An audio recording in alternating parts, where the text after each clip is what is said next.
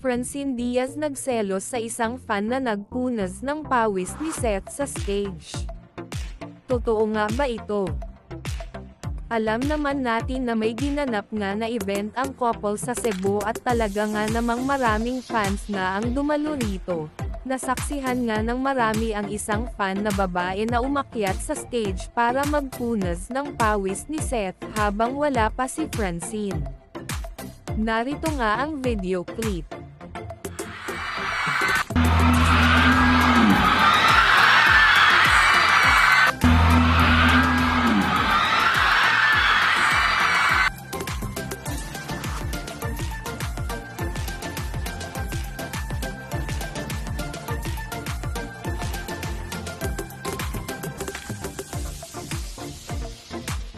Marami nga ang nagselos sa fan na ito at sanang araw ay maranasan nila ang ginawa nung babae.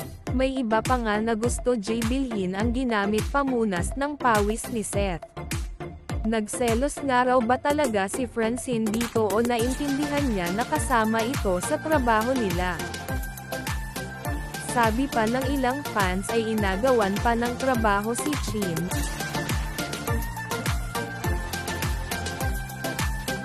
Haktay ka na naman kay Chin yan.